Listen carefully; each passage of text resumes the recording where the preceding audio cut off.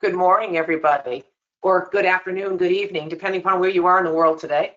I see some of you from all over, but I also see some like Gautier who is in the wrong country altogether and in the airport. I'm like, I don't know what you're doing there, but I want to welcome everybody. This is our annual current events discussion, and so we do this at the end of each year just to kind of bring you up to date on some of the interesting things that have happened. So my name is Christina Baxter. I own a company called Emergency Response Tips. I also am a partner in Hazard 3, which is a safeware company. So I will turn it over to Scott to say hello. Hi, my name is Scott Hartley. I'm with Proengin Inc. And really the purpose of these webinars is to just provide some good educational background for those of you that are dealing with things on a daily basis. So hopefully the purpose of this is really to bring you up to speed, and then obviously feel free to ask any questions that you might have. I also want to remind everybody that we do record these webinars so that if you would like to watch this again later, that is easy enough to go to the Proengin YouTube channel and watch all of the past webinars. And we will talk a couple of times about some past ones. But this, and as you know, for any of you, I see a lot of you are repeat offenders of coming to these.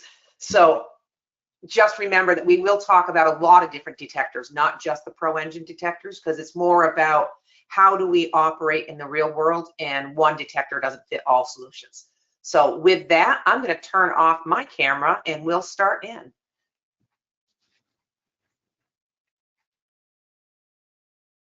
Okay. So in terms of the first one, I just wanted to bring up and remind everybody about that detection continuum. The different things that we're really looking at are the fast forward things, the things that are detect to warn, detect to protect, those materials that we need to detect very quickly at relatively low levels, but we don't necessarily have to identify. While identify would be a great goal, it's not always what our goal is on that first enter into a scene. So these sensors tend to be lower cost, much faster response, and continuous sampling. Whereas those detect to identify, which we'll also talk about today, tend to be a bit slower, a bit more costly, but can uniquely identify many of the chemicals. So very different use cases, very different areas where we're operating in, but they all work together very nicely. And so one of the things that I wanted to bring up was when you're looking at a detector, make sure that you look at not only what level of detection can it get to for the threats of interest to you, what information does it provide you to be able to either shelter in place, execute a evacuation, provide your protective gear. What PPE do you need, and is it going to be suitable? And then what speed do you need to do that at? And so the next slide I'm going to show you is one that I have timed. And I just want to show you instrument response times. And so if I start out with my first one, the AP4C, that takes 12 measurements per second. A PID is going to give me about 2 seconds. My indicating papers are generally pretty fast, generally 2 to 10 seconds. But then I have to wait. I've got 15 seconds to wait before my fastest LEL sensor and oxygen sensor go off. So we've got to start thinking about this a little bit better for how we operate in the community. If my LEL sensor isn't going to go off for 15 seconds and I'm walking at a regular pace, I could be all the way across the room. I'm now at 30 seconds seeing my CO and my chlorine sensors go off, my H2S at 35 seconds, and so on and so forth. We'll go down this road. But the reason I wanted to bring this up is LEL is the thing that's going to kill us the fastest. From a HazMat response perspective, more responders are injured or killed due to flammability and explosivity than they are to toxicity. And with that said, just remember that we can get some indicators of an LEL environment by our PID level going up, our CH bar and the AP4C going off much faster, not unique, not going to give us very specific information, but give us an indicator that we need to slow down. That ammonia sensor took about 60 seconds. The SO2 sensor will come along and that one will be around 90 seconds. And then if we wait, my capability doesn't last that long to wait. So the hydrogen cyanide sensor, generally around 200 seconds. And so those are the sensors that are usually in our first entry in trying to manage that time profile of instrument response times. When is the data quantitative? Meaning, when can I use that data to make a decision, is a lot longer than people really think about. I recommend that you all take all the sensors that you work with, that you go downrange with, and make sure that you've gone forward and done something like this so that all of your responders understand how long it takes for these to go off. Now, we have one new sensor that's been doing a lot of cool stuff lately, but it's a gas phase infrared from 908 Red Wave, the Explore IR. That one's going to take a lot longer to pull enough sample through to identify. But with that said, you're talking minutes where it can give you unique identification for about 5,500 gases. So pretty cool. But I'm going to turn it to Scott for a minute to talk about the AP4C itself, and then we'll go into some of the specific responses from this year. Yeah, and in regards to how the detector does what it does, this is a video showing what's going on inside the detector. So we have a fan that's continuously pulling air through the device. There's a pre-burner because we do have a flame and we could be involved with high hydrocarbon environments. It acts kind of like a silencer on a weapon. It keeps the flame from propagating outside of that. So that's what you're looking at ahead of there. But inside the chamber is the actual flame. So the reason why we use the flame is it provides an energy source, and what we're trying to do is excite the materials that are coming in there to get them out of their ground state, and when they go back to their ground state, so from their excited state to the ground state, they produce emissions, and there's a unique emissions to each element, so that's specific to that element and that element only. So how we capture that information is we have a series of lenses and a CMOS sensor. So the lenses are looking to target that optical information onto the sensor. And so what the CMOS sensor does is it's able to capture the visible light and turn it into something that a processor can see. So ability for in that case, the CMOS sensor is kind of the key new thing that we have available to do that for us. Before it was a series of filters, narrow pass filters, but in the case of the CMOS sensor, it allows us to capture all that spectral information and do spectral analysis on it. The second point is that the concentration that's present in the airstream. So as there's more atoms, there's more emissions. So it's a direct one-to-one as far as a linear relationship between the amount of atoms and the amount of energy that's produced as well. So that's how we get both quantitative and qualitative through the device on there with it. There we go. I was just bringing it up again so you could actually see where that was spreading out. It's a fast animation, so. Yeah, and it's continuous because there is no filter ahead of that. So that's the other benefit, is that we are able to see aerosols, and we are continuously pulling the air through. So that's how we're able to respond so quickly. Now, there is, just like any detector, there's a time where it takes it to move through the device, but it's relatively quickly from the standpoint of the fact that we are pulling constantly and monitoring multiple times a second. Okay, well, I'm going to start off on some of the accidental releases, and I kind of set these all up in the same way. So I'll start off with the first one so you can see kind of the flow of how we did. And so this first one was from October, and this one was the carbon disulfide release that occurred down in Mobile, Alabama at the port. And one of the things that we have to think about with carbon disulfide, it was coming out of a 20-foot intermodal. So it could have been a large-scale event. Luckily, the teams from Mobile Fire Rescue did a fantastic job. But carbon disulfide is a really heavy gas. And so when you think about it, it's going to stick close to the ground. It's not going to dissipate readily. And the problem that we have with it, it's like a lot like hydrogen sulfide. When you clear it out, you still smell it if at the low levels. And people have a hard time believing that they're not being exposed still, even though those levels are low. So when we look at carbon disulfide, while its toxicity is between 1 and 500 are the levels that we're usually looking at, we have to also remember that odor threshold. And that odor threshold is 8 parts per billion. So it's very much like hydrogen sulfide. So as we start to look at our detection schema for this type of event, when we want to clear the area to give it back to civilian use, we have to start thinking about odor thresholds as well as some of the other things. Because as you all are aware, trying to explain out to somebody that, yes, you can smell it, no, it's not a hazard, they don't always believe us.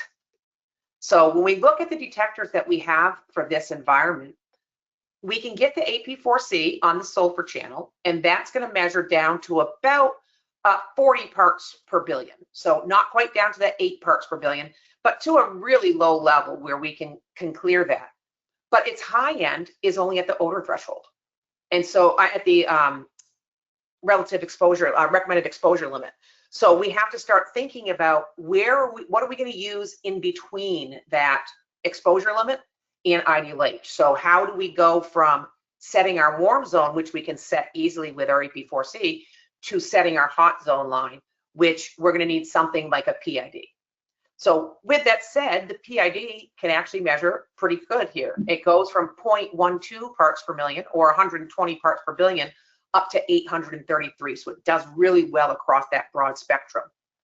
But one of the other ones that you can use, not as fast, but you can use your Explore IR if you have that. And that has kind of an estimated bottom limited detection of 9 parts per million. So a bit above where you need to set your cold zone limitations, but unique identification. So probably in about 2 minutes or so, it's going to give you not only is it the carbon disulfide, which would be very different from hydrogen sulfide, and it'll tell you what that concentration is. So that's the layout of how we've done a lot of these, is to show you, hey, here's where the event is, and here's where your sensor suite, your toolbox comes into play to cover that realm of possible. And why do I have the lethal concentration on here? Because the lethal concentration tells us a lot of information. When we start out on a scene and we don't have our detectors and everything out yet, or we don't know what the threat is, the lethal concentration at the low is where I start to look at it and say, is there a survivable atmosphere? Are there people trying to evacuate still? And if so, then we can at least guarantee ourselves that the concentration is less than lethal concentration low, because people are still trying to make their way out. That tells us a lot about dermal toxicity as well, because lethal concentration low in most of these cases that we're going to show is an inhalation standard in measurement, not a dermal measurement. So if we get there and arrive as a fire department HazMat team, or as any HazMat team, as long as we have our SCBA and are capable of going down range, we can generally do a snag and grab if we can see a viable patient within line of sight. Now, I wouldn't go outside of line of sight because we don't know what else has caused them not to be able to evacuate. So carbon disulfide, again, leaking out of a intermodal, very problematic. The next one I wanted to show you, which we haven't had happen in the US as much recently, but we have had some major problems with this in the past, but aluminum phosphide. And when I was recently out in Arkansas, the guys were talking about how aluminum phosphide is very common out there and how it does disappear quite often, because we do get those warnings coming out saying, hey, there's 5 containers of aluminum phosphide missing.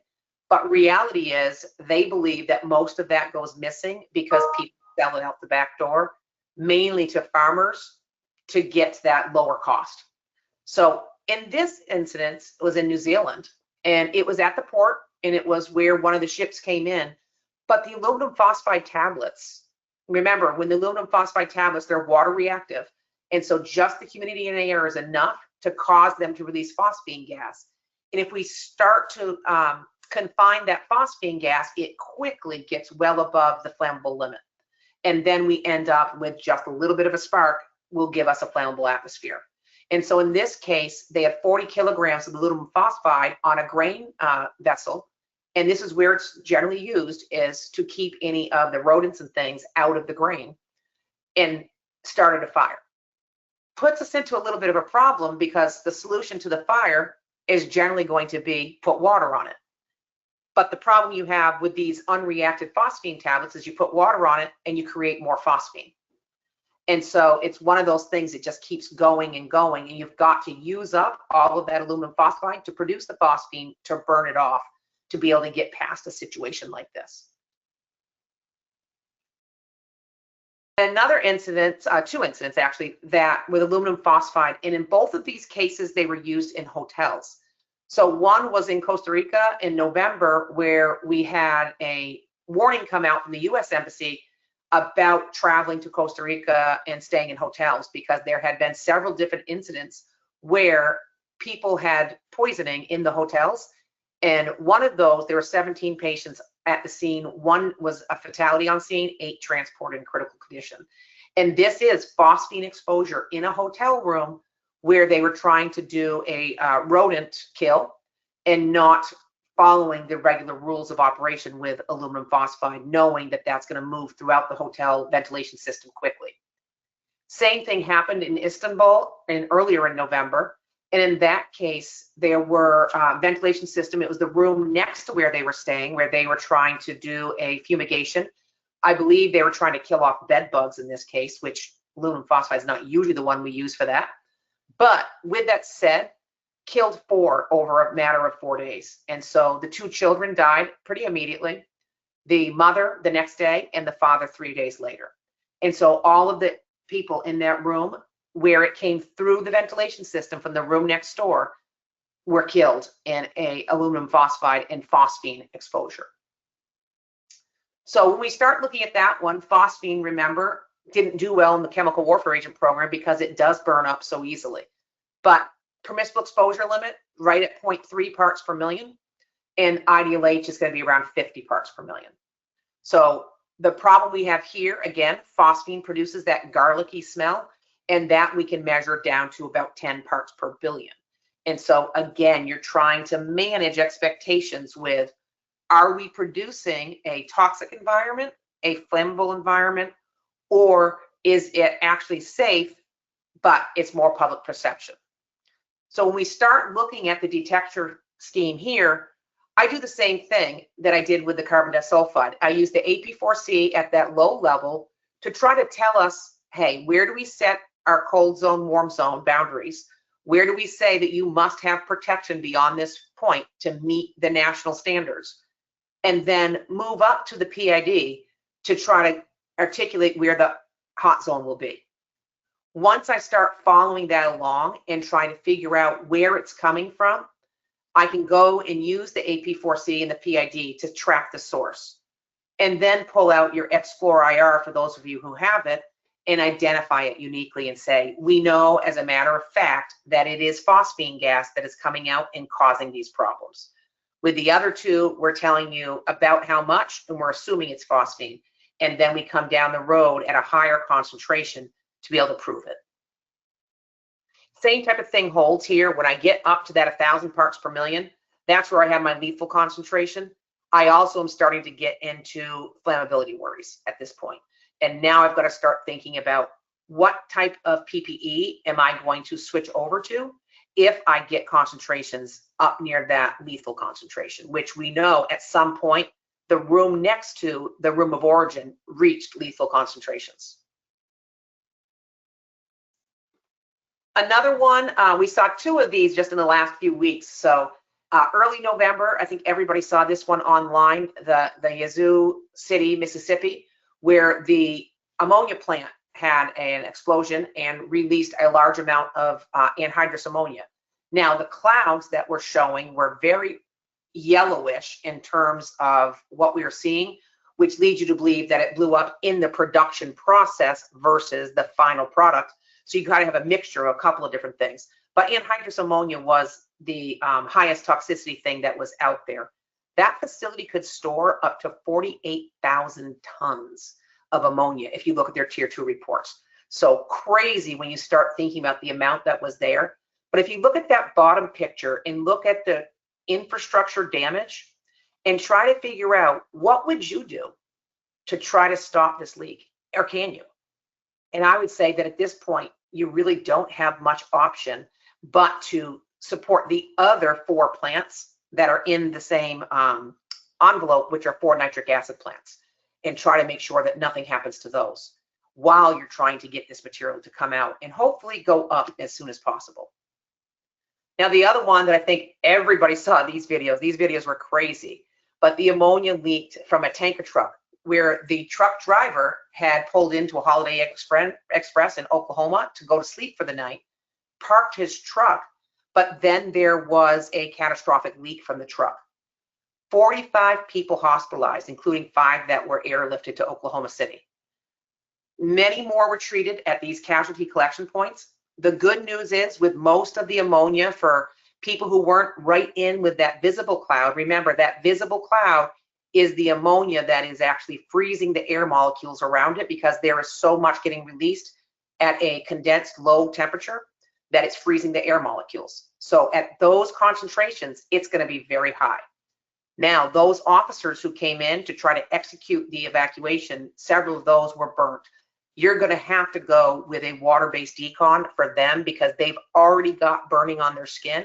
It's the people that are at the casualty collection points that were able to make their way out that most likely do not need a water-based decon. At that point, we can most likely go with a air-based decon if they're not showing any reddening of the skin.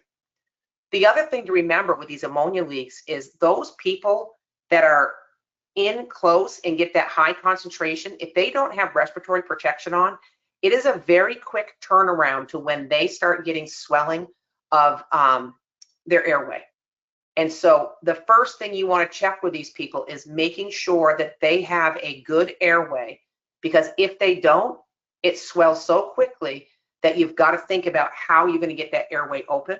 And you're really starting to think about pediatric intubation tubes, even on adults, because that swelling, once it swells in every direction. And it's one of the clear cases of ammonia where it attacks that upper airway. With that said, ammonia, obviously, odor threshold's pretty low, but toxicity between 25 and 300 parts per million is where we generally are setting our zones. So how can we do that? We've got a lot of options here. We've got our AP4C that can measure really low. We've got our PID that can go across a broad spectrum. Remember, our PIDs sometimes say they can go over 1,000 parts per million. I would suggest that you want to recalibrate one for low level and one for high level if you want to use it above that. Otherwise, just remind yourself that most PIDs will lose linearity around 1,000 parts per million. We also have our ammonia gas selective sensors. Remember, they take a minute, so 60 seconds, before they're going to give you that unique concentration. And so while they may be fluctuating and going up and down, it's a 60-second response time for the point at which you're at. Usually I use the electrochemical cells by setting them down and letting do continuous monitoring instead of trying to set my zones with it. I would use my AP4C and my PID to set zones. Then I would come along and grab that Explore IR, get your unique concentrations and unique identification, following up, again, 24 parts per million. So that one can go from cold zone all the way up to hot zone and continuously pull and sample. Your lethal concentration is going to be around 5,000 parts per million, so very high. So if people are making their way out, there's a couple of good news things. It means it's probably below flammable and it's probably below lethal. And so you can start making your decisions based upon that. I'm going to pass it over to Scott for a few minutes, and then I'll come back in and do the last section. Yeah, what we want to talk about is something that is fairly common, not as common in the United States, thankfully, but that is about poisonings where people are using insecticides and pesticides to treat crops, and unfortunately it has an undesired effect, especially for children in particular who are more vulnerable to it.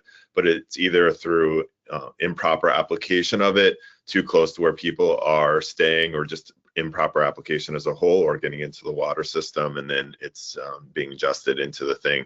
So one of note was in last year around this time where the 2 different insecticides were used. We're going to talk a little bit more about them, and it resulted in 23 children dying and almost 900 other people being affected by it with it. And you may not realize this, but in doing some of the work into this, it's kind of a surprising number. Around 150,000 deaths worldwide are attributed to insecticide and pesticide exposure on an annual basis of that. And interestingly enough, India is about half of that globally is involved with that.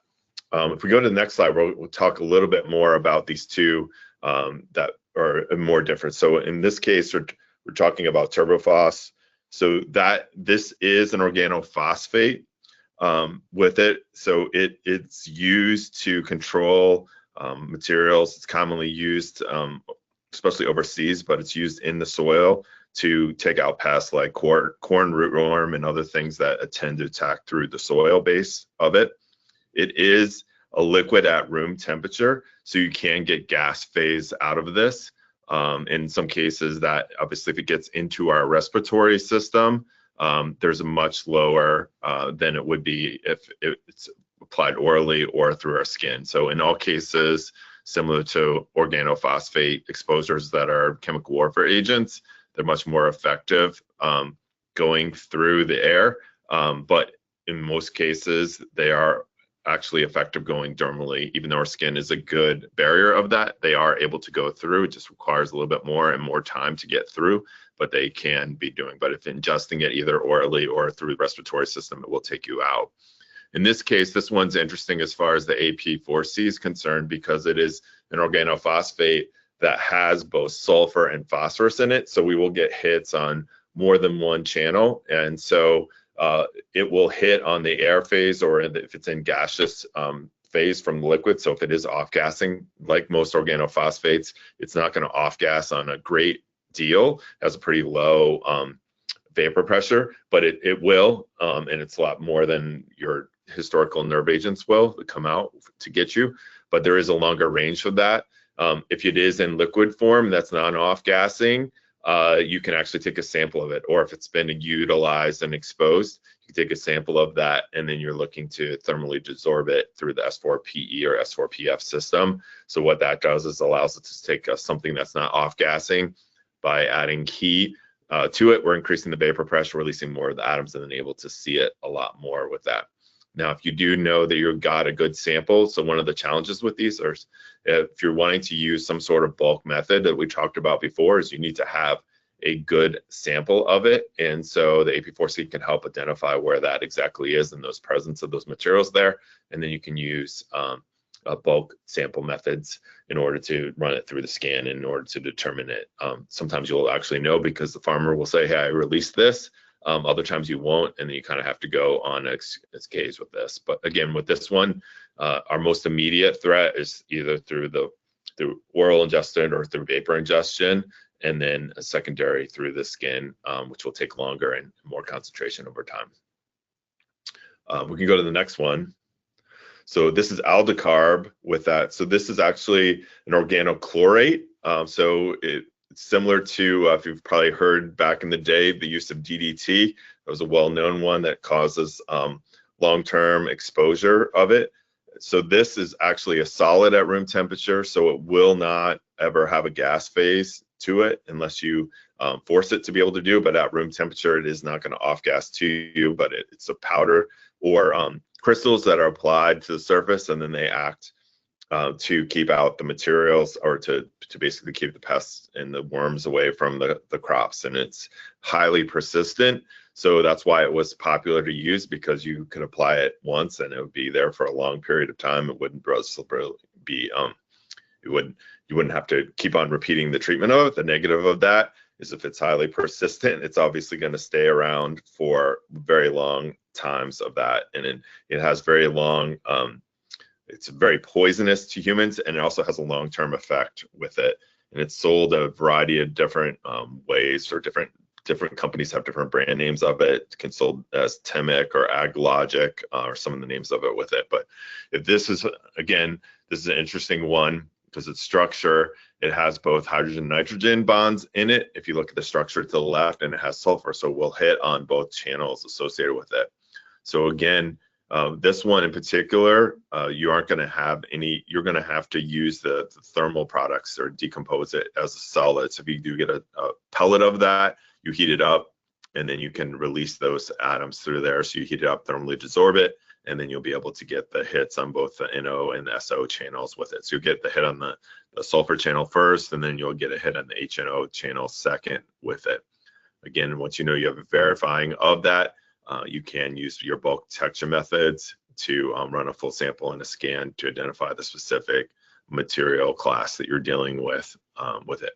Again, because of the fact that this is it is a solid at room temperature, you have to worry about people ingesting it or having it as residue on the food that they're consuming, or it's a dermal one that will take a time period for it with it, and it's pretty low PL with as far as your TLV and PL. We aren't fully sure what the TLV is, but you obviously want to be less around 70 to 80 milligrams per meter cubed as far as the concentration on it in order to do that. So again, these things are important to discuss just because of the fact that these are interesting ones, because they're both pesticides and pesticides and insecticides, but one is organophosphate, the other is not. One will be presented itself a lot as a vapor, the other one will be as a solid, and so that affects how you both detect it, your ability to detect it in gas phase, as well as how it has the effects, or it's most likely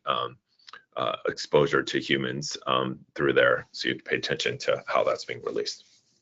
And Scott, one of the things that I found really interesting about this case in South Africa was that most of the children that died were from ingestion exposures. And as they found out what was going on, they went around to a lot of the little food shacks and things around the neighborhoods and found that during the spraying of these materials or the putting out of these materials to keep rats out of the environment, they had left residues on the surfaces. And that residue on the surface was enough. Like they found one area where just the French fries or chips bag had enough residue on it to kill a child. And that was the bags that were out to be used for packaging French fries. And so that's what they were able to try to bring it down to, is the fact that at all of these open air markets where people were getting food and things, this material had been sprayed, but it had deposited on things that were then used for food. And that's where that being able to get that smaller level of bulk residue to find out where to then search for unique identification is going to be critical, because it had been sprayed and then ingested enough levels for a child to kill them, not enough to kill an adult. And then to try to track back where that was, you'd have to use the S4PF, the crack pipe with the system, to then find your bulk residue as much as you can, and then try something with an FTIR or a Raman to get your unique identification at that point. Yeah, super interesting. And it's a big thing. We should be washing our food as a general rule, especially leafy vegetables and other things like that that could be exposed to stuff or get transmitted, cross-contaminated on there. Next one we're going to talk about, and this is an interesting topic because we have gotten emails directly from people in country, is the offensive use of chloropicrin. And so you can go to the next slide with it. So in Ukraine, in particular, there have been a number of documented uses of chloropicrin. So you can see here just two quotes that have been released that give some verification of it. So one is from a mask. We did a mask analysis of someone that was exposed on the battlefield, and it had both chloropicrin and CS in the mask filter for being able to use that. So we have personally, I've gotten emails, I've gotten some phone calls directly from people in country that are dealing with this, and it's very commonly used, and it's kind of evolving over time a little bit, and we'll kind of talk a little bit more of that in the next couple slides. So what you see here are kind of your two most common uses of how it's being implemented on the battlefield. So you kind of see the two different types of hand grenades that are utilized. So sometimes they're thrown if they're in close combat operations, but most of the time these are released from drones. So the drone is the delivery mechanism for doing it. A lot of times they use it. So one of the most some of the well-documented effects of them, if they're embedded soldiers in a certain area, because some of the battlefield is in heavily urban areas, and they're deep in located in areas that are hard to send soldiers into to get them to get out. So they throw these grenades inside in a means to hopefully clear them out because of the tear gas uses on there. So what we're seeing in theater is the majority of it is CS gas, but sometimes it's a mixture of CS and CN put together with it. So it's both tear gas and the use of mace, active use of material mace in those things, what we refer to as mace here from that. And there have been actually 2 deaths of it that have been documented. There could be more, obviously. In a battlefield, you don't always are able to do the full reasons for some of these, but it is a very prevalent use of those materials on the battlefield. If you go to the next slide. One thing just to notice, which I thought was very interesting, and it started to go away right now, but see where that little red arrow is on the RGVO, and see that 20-23 at the end? That means that that munition was made in 2023. So now a lot of the munitions coming out, that area on there is like scraped out. So you can't see that these are still being made munitions. And so really interesting to start seeing that they now know that OPCW is looking at those dates of the munitions and trying to get that off of there.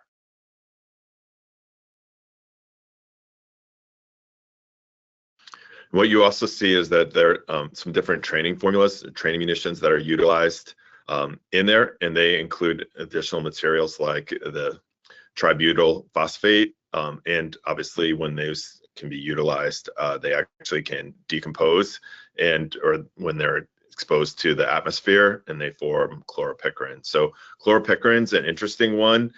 So we've gotten calls from people here that are dealing with it actually domestically in the United States. Chloropicrin was utilized on a lot of put into very old safes. So there are a hard number of safes. So we usually get a call or 2 every year for someone that has dealing with an old safe that they came across. So sometimes they even buried like in their basement. You see here is an example of what it looks like in there. So there's actually a container in there. So if someone was tampering with the safe, then those would get released and act as a deterrent for someone trying to break in. Obviously, it only works for a certain amount of time before all that goes away. But again, chloropicrin in particular, it's one of these unique materials that's both an herbicide and insecticide, but it also is effective against humans associated with there. So pretty much, like we've seen multiple cases where someone is trying to tamper in. There's an old safe that's like in a house that they just took over, and they want to get rid of it or get inside to see what's in there. And sometimes they hit the wrong location, and actually this goes off. And then so they have that, call them the HazMat teams to help clear it associated with that. So we'll go into the next slide that kind of shows how we deal with it. I think Ray Herring's on here today, and he's had to deal with this one a couple of times. Yeah. And Ray is actually one of the people that called me about that one time. So what we'll see here, again, that this a liquid that's in room temperature, but it will off gas a fair amount on there. So you will be able to see it on there, and it is pretty low concentration. That is, it will start to have an impact on there. So you can click the next slide. We can kind of show you where that is with it. So your PEL on it is 0.01 ppm to your ideal H is up to around 340 with it. So you kind of have the AP4C will help you on that from the standpoint of how quickly it is able to identify or get a hit on the other things. But obviously, if you want to go down lower, you need to use additional materials in order for us to pull those out. But they do take a long time for you to get the colorimetric aspect of those. So just be cognizant of it, as it does take a number of strokes and a lot of time to wait. So if you're just going to sit there and wait a minute and think that's not there, that is not a good thing to do. So it will take time for it to have the desire for you to get the colorimetric response in it. But if it is in vapor form in particular, we will be able to see it pretty quickly at those higher concentrations at lower. So this would then be another option to use the thermal desorption, get a sample, heat it up, release more of the materials, and you get a hit on the material on there. You want to talk a little bit more about that, Christina? I think my biggest thing here on chloropicrin especially is that, yes, it is toxic at really low levels. But remember that those levels we can measure. It's 7.5 minutes to get the tube that can measure at that low level to get that green color change. And so reality is, if you're going to do 15 strokes over 7.5 minutes and wait for the color change, you're going to be leaving that there and coming back. So we would be using the AP4C to target to the location of interest and then coming back and leaving that tube in place before we can clear the scene. Because we can't clear the scene for safety's sake just using the AP4C. Even though it measures at such a low level, we need to have something to back it up for that ultra low level that brings us down to the level at which we can safely turn the scene over.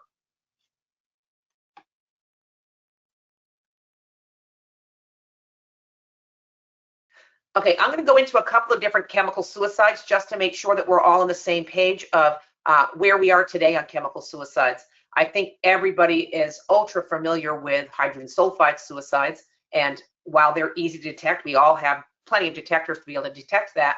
They're not the most common of the chemical suicides anymore. I think when we were talking to New York City recently, it was something like 30% of their suicides in that last year were chemical related. Now, how are they getting there? It's just crazy. What we are seeing is a couple of things like this. Sodium azide, so this one was actually in Staten Island, and this one was a few years ago though, but I put this one in here because it was the first sodium azide one I had come across. And the question was, sodium azide is the material used in airbags. And so the question came from the medical examiner's office is this body going to be explosive? Because the explosive charge that you use in the airbag is in their body in a confinement. And so our answer was actually no, it's going to react with the hydrochloric acid in the stomach and is going to produce hydrozoic acid, which is worse because it's pretty much a rocket fuel. And so now you've got a very flammable environment that if we don't get this flushed through the system, we have a bigger problem. And so a lot of these newer suicides are not as much of a threat to us as the responders, as usual with the hydrogen sulfide, some of the hydrogen cyanide, some of the aluminum phosphides, but they are a severe threat to many of our medical examiners' offices, as well as hospitals if we are able to save a patient. As this material continues to break down in the body, where does it metabolize to? Where does it go? One of the things that our friend Zoe from CBRN Convergence, she used to work medical examiner's office.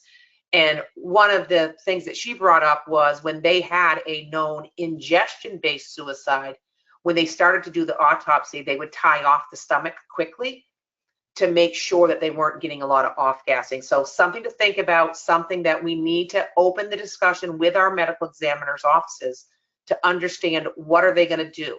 We're decontaminating the outside of the body, but what are we doing about the inside of the body?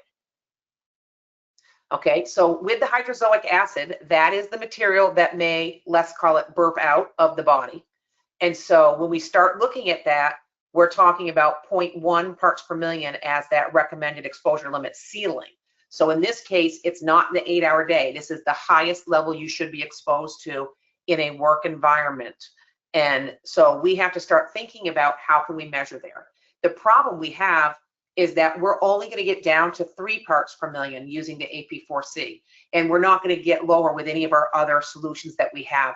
We may be able to use cross sensitivities on colorimetric tubes to get down that low, but then again, you're not going to be able to use cross sensitivities to figure out concentrations because you're going to already be at 30 to 40% error with the colorimetric chemistry. Now you're trying to figure out a concentration using a cross sensitivity and it just doesn't work well. Trying to get up to the higher limits where we're talking about explosivity and flammability, then we're going to have to use an LEL sensor, but we're going to be above 6,000 parts per million, which is going to be well above the lethal concentration. So in that case, it is a cadaver at this point, but we also can monitor different things to make sure that the off-gassing in this space in which the autopsy is performed is low enough to keep it safe for our personnel working in that environment. Similarly is the nitrite suicides. So this is the ones that you see in the suicide box. So when you go online, you used to be able to buy them on Amazon, you just buy it, call it the suicide box. And it would provide you with a box with some sodium nitrite, which is used oftentimes to cure meats. And then you'd have an anti-anxiety pill and an anti-nausea pill with it. So you would take your anti-anxiety pill, your anti-nausea pill, you'd wait a little bit for them to kick in, then you would drink a solution of the sodium nitrite. And then once it got into your body, it would start breaking down into different materials, finally resulting in nitrogen dioxide and nitrogen monoxide. And with those two things, they do off-gas out of the body at a high enough concentration that they again go over those levels. A couple of things you should look for. Sorry, I didn't give you fair warning for anybody who's not used to this type of stuff. But when you have a sodium nitrite suicide, you get the methemoglobemia. I can't say the word ever. The methemoglobin is what is being attached here. So you are going to take your blood, which was a very red color, and you're going to change it to a chocolate brown color. And so if you start seeing those first signs are going to be the hypoxia around the finger beds and around the lips, that will start giving you the obvious symptoms of asphyxia. Just remember that once that body has started, or if they've already died, you're going to start to see that livor mortis, which is going to be very brown in color instead of that blue-gray that you're used to. And that is a giveaway that you have this problem. Now, remember, what it's doing is pushing the oxygen off your blood. And so it isn't a form of asphyxia, but it's not happening on the outside. It's happening internally. So when we start looking at that, one of the things that a few people have done in the last year was get a pinprick. Look at the blood coming out of the body and say, is it a normal blood smear where when you pull it along, you get really red material? Or is it indicative of methemoglobemia, where you actually have the brown color showing up? And once you start seeing that brown color, they're starting to push towards death. If we can get them to a hospital, most of them have methylene blue and other types of materials that they can use to try to reverse the effects. And so knowing that and trying to figure out how you can measure it are quick ways to try to get that patient to a survivable location. So when you start looking at the difference between the lividity and things, you start to see very different results. But the nitrite concentrations you could actually measure if you have in the hospital. Methemoglobin you can measure. The colors of the body, the brown is silver gray was more prominent, but the purple was not as prominent. Okay, so just start looking at that chocolate blood. 64% of the people had that chocolate blood when they came in. So when you start finding that, it's a really good indicator that it's a sodium nitrite suicide. Keeping in mind that this tends to be the suicide method of choice for a lot of our college age students of the last few years. So when we start looking at this time of year, where we have final exams and heading home for Christmas and things, this is where we start to see these. So if you are in a university environment, please start watching for this, because if we can catch them early enough, we do have antidotes for nitrite poisoning. And so with that said, a couple of the things that we can measure, okay? As we start getting down there, we can measure the different materials for nitrogen dioxide. Okay, so we can go in and use our AP4C or our PID and get our nitrogen dioxide readings. We can get that Explore IR out and see if we can get enough coming out to be able to get the measurement. Just remember that the place, if they're still breathing, it's their exhale that is going to have that material in it. And so we've got to start thinking about that. The other one is a lot of that material is going to be coming out of the stomach acids. So if they are having any reactivity, if they do have any vomit or anything, you're going to get some of that coming off the vomit as well, because that material is in there. The vomit is going to be about a 1% hydrochloric, and it's going to continue to produce this material. That's where it becomes a hazard to us, because now we're going to get enough material that brings us up into that warm zone up to ideal H levels. But again, the problem we have here with the using the FTIR is getting enough continuous flow out of the body to fill that tube to then be able to give us the amount that we need. But definitely worth a try, but it's not something we can just do any day. Nitric oxide is the other one that we are measuring. And again, that one is going to come out. You're going to be able to use your AP4C on the nitrogen channel, measuring low levels. You can also use your PID, and then it's really high levels, well over the lethal concentration, using your Explore-IR. But again, one more solution set for you to use to start reviewing this. The reason I put this out here is we have had, with these two in particular, a lot of anecdotal information from the medical examiner's offices around the country that they have actually noticed that they are having measurable amounts or observable amounts of gas off-gassing during autopsy on these types of suicides. With that said, depending upon where you are operating in, oftentimes a chemical suicide will require that a HazMat responder go to the medical examiners with the body and assist with monitoring during the autopsy to ensure that it's a safe environment for off-gassing and all of that. That is something that if you aren't doing today, you maybe need to start this conversation with your medical examiner's office to make sure that they are protected as these types of things come down the line. So the good news is most of the chemical suicides today are not something where they are producing a gas out in the environment and trying to close themselves in, where it's a big hazard to us as responders. They instead are more where they are ingesting a material, producing the gas in their body, which then perfuses through the lungs and into the bloodstream and kills them that way. Gives us more time to respond and potentially save the victim. Also tells us that we need to start thinking about the medical examiner's office, because it's that longer range exposure that we're dealing with. So those were the main ones we wanted to talk about today. So with that, I just wanted to remind you that we did record all of this. So if there are different things that you have interest in that we talked about, you are more than welcome to come back on and you watch the recording. We have done these every quarter for several years now. And so all of those different ones are online. I'm going to open it up now and see where we have some questions. And so Khalid, we will share the video online, so you will be able to see that as it comes up. And then Dion Mazzolini, yes, yeah, I know you had a couple of those in Washington a few years ago.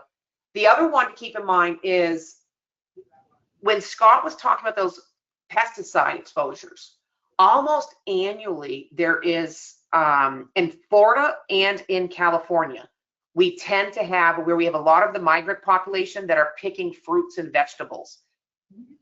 May not, for some reason, be given the appropriate training on using pesticides. And so we end up having people who are exposed to materials that they should never have been exposed to begin with, but they also don't have the appropriate PPE or knowledge about the materials to protect themselves. So when you start responding to some of these populations, just remember, they may not want to tell you that this has occurred, but if you find out that they do work in the groves or in the fields, make sure that you know which ones to find out what types of pesticides have been used. With that, Scott, do you have any? Just a couple of things. In regards to the chemical suicide, if they are in confined spaces, like in a vehicle, you can, as a first responder, you do need to be a little bit more careful responding to it, because the chemical reaction doesn't stop when the person's dead. And so there have been a couple pretty well-known ones. There was one in New York City last year that occurred where first responders, thinking it was a a fentanyl overdose or opioid overdose, opened up the door to respond, and were hit pretty heavily with really high concentrations and had to go to the hospital. So that would be the most common one to be careful when you're responding to, is in confined spaces with it. I did have a question for you, Christina, for my own purpose. Yeah. There would be in some cases with chemical suicides when there is residue that's in the respiratory system, and obviously bringing it to medical examiners. Would there be certain cases where pushing oxygen would not be desired versus just pushing like regular air through the lungs to help just get rid of some of that? I mean, obviously, with some of the things that are extremely flammable, you may not want to put more oxygen in. However, we haven't come across anything where it was really a problem. As a general rule, for some of us, if they have an inhalation type of exposure, we will oftentimes flush their lungs with 2 liters per minute oxygen flow through a nasal cannula to get a lot of that out. Now, if you can get a flush of the lungs, esophagus, and stomach, then it takes about 12 minutes for that volume of body to get 3 air exchanges and get that level concentration down. But keeping in mind that that is dependent upon the state of the body and a few other things there. Another question George had was, are those pesticides allowed in the US? And with that said, yes and no. So the aldicarb is a carbamate. There are many carbamates that are allowed in the US. Aldicarb is one of them that is not. However, I have come across it many times in responses, mainly because it has either been brought in illegally because it works so well. And so a lot of these, there are different organophosphates that are legally allowed. The aluminum phosphide is allowed, but all of those are the different ones that are available, but not necessarily legally available. A lot of it is because they've had it for years and it's still there. As these things get banned, then you don't have them buying it anymore, but that stock that they still have is still available. Terry, I think the detector tube for chloropicrin is, it's actually the one that I put on there was from Draeger, and it is the 0.01, I think, to 2 on Draeger's chloropicrin tubes. They have a couple of different concentration ranges, but to get to that low level that we needed, it was the 0.01 to 2 was the level that I needed.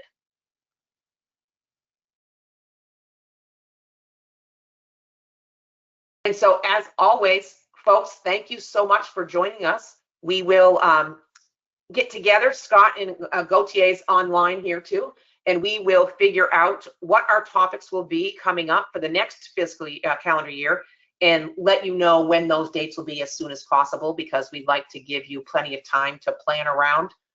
Again, our plan is a quarterly type of webinar just for education for the community, and just gives us a chance to chat with you and see who's doing what, and if there are any really cool calls that you've had, and especially we've used the different detectors together to give us a better picture. Please let us know, and we will work to start incorporating those in some of these as well. So with that, I will say thank you. Seeing no more questions. Let me see. Dion has one. Oh, Dion, that's a loaded question. This may be too broad of a question, but are you seeing anything on AI being used for either good or bad purposes? Oh God, yes. AI, for a lot of what I've seen for AI right now has been on the use of AI in circumventing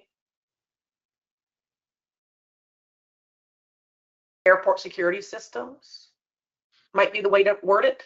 Another use of AI has been in I've seen a lot of, has been in the biological realm, looking at the production of next generation biological threats, not necessarily as a threat, but more as a do-it-yourself bio type of program. However, with that said, it has the same result. And so yes, AI is becoming very influential in this sphere. The good news and the bad news, depending upon which AI you have, and if you've paid for the full version versus the free version, most of the free versions have blocks in there for certain search terms to try to avoid giving out information that could kill somebody or kill yourself even. But as you get into the paid ones and the different versions, you can start getting more and more detail. And so, yeah, AI is coming along. Good and bad, AI today just goes across the internet and it's fed with all the data. So until you start feeding it with data that's known, curated, good data, it's going to give you both erroneous results and good results. And so, yeah, it's a problem. It's something we're focusing on a lot for different projects, but yeah, it's coming along. Okay, well then we will get this up there and out for you guys. Chris Patterson, yeah. He actually got Chat GPT to tell him how to make sulfur mustard. Yeah, that's one of the ones it does. Try it with sarin though. It doesn't do well with sarin. So the problem is it correct? And so that's where we get a lot of them. Thankfully, a lot of them are not correct because it goes to things like Lead Guard's manual where they're not quite the right process. And so we'll keep going down that road. Yeah. Other than that, I will let you guys go. I hope everybody has a wonderful holiday season, and we will see you back here in the beginning of the year. Thanks all. Thank you.